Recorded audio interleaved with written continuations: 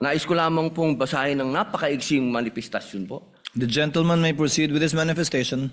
Maraming salamat po. A'udhu billahi minash shaitanir rajim. Bismillahirrahmanirrahim. Alhamdulillah rabbil alamin.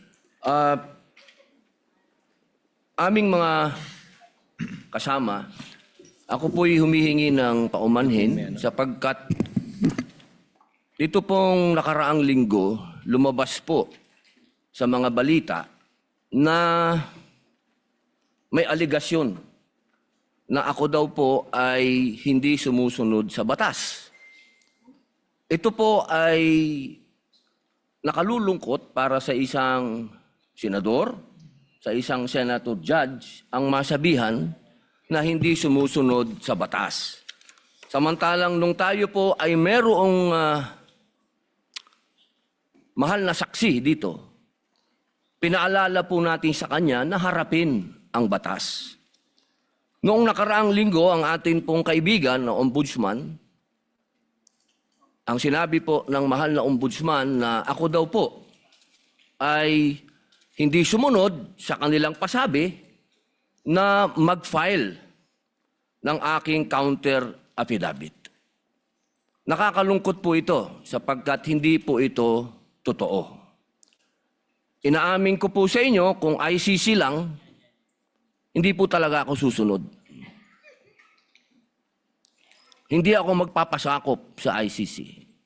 Pero dahil ginagalang ko po ang ombudsman, dahil siya po ay aking kaibigan na itinuturing, dahil nagkaroon na po kami ng napakahabang kwentuhan sa aking opisina nung siya po ay kalihim ng hustisya, nag-file po kami.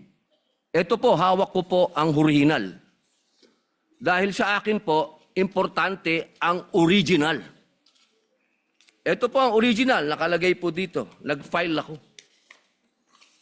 Nakalulungkot po na pati ang media ay nakikisama sa ganitong klasing propaganda na ang isang senador ay hindi sumusunod sa batas. Isang senator judge.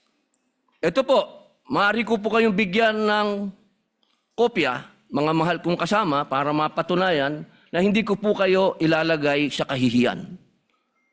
Ako po ay nag-submit ng aking counter affidavit. At ganun din po, humihiling din po ako sa aking mga kasama, lalong-lalo na po sa aking kaibigan, Ginoong Pangulo, na sa mga ganitong pagkakataon, hinihingi ko po na tulungan din po ninyo kami. Na maipaliwanag din po namin sa media na meron din po kaming mga pagkakataon na ipagtanggol din ang aming sarili at kami wag husgahang kaagad na kami hindi sumusunod sa batas. Yun lamang po, Ginoong Pangulo at tagapangulong hukom. Maraming salamat.